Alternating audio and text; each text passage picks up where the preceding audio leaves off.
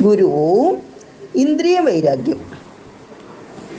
നാദം കടന്നു നടുവേ വിലസുന്ന നിന്മേ ചേതസ്സിലായി വരിക ജന്മമറുന്നതിനായി ബോധം കളഞ്ഞു പുറമേ ചുഴലും ചെവിക്ക് ഒരാതങ്കമില്ല അടിയനുണ്ടിതു തീർക്ക ശംഭോ.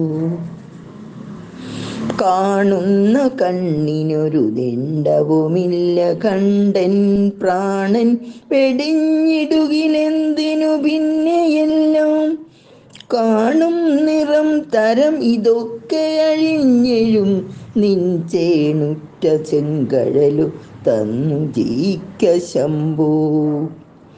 ത്വക്കിന്നു ദുഃഖമൊരു നേരവുമില്ലതോർക്കിൽ ദുഃഖം നമുക്കു തുടരുന്നു ദുരന്തമയ്യോ.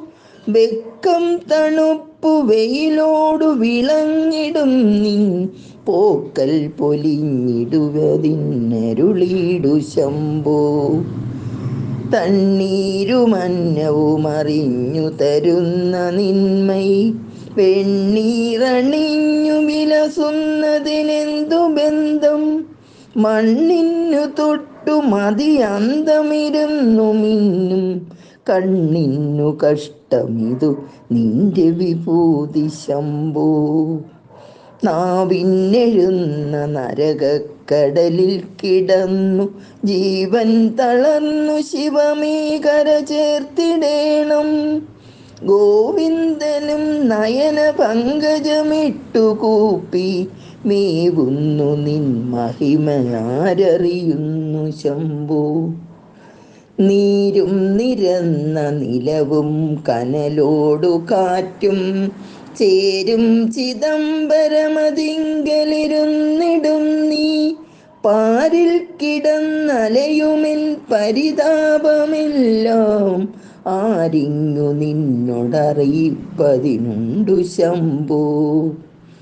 നാവിന്നു നിന്റെ തിരുനാമമെടുത്തുരച്ചു മേവുന്നതിനെഴുതിലൊന്നരുളിയിടണേ നീ. ജീവൻ വിടുമ്പോഴതിൽ നിന്നു തെളിഞ്ഞിടും പിൻ നാവിന്നു ഭൂഷണമിതെന്നി നമുക്കു വേണ്ട. കൈയൊന്നു ചെയ്യുമതുപോലെ നടന്നിടും കാലയ്യോ മലത്തൊടു ജലം വെളിയിൽ പതിക്കും.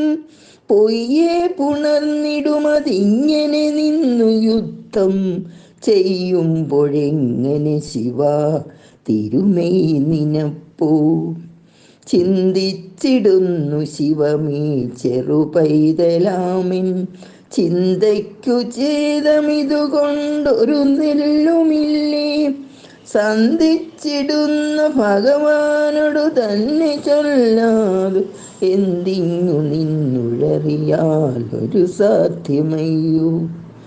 അയ്യോ കിടന്നലയുമി പുലയർക്കു നീ എന്മെയ്യോ കൊടുത്തു വിലയായി വിലസുന്നു മേലിൽ. കൈയൊന്നു തന്നു കരയേറ്റണമെന്നെ ഇന്നീ പൊയ്യിങ്കണിന്നു പുതുമേനി പുണർന്നിടാനായി.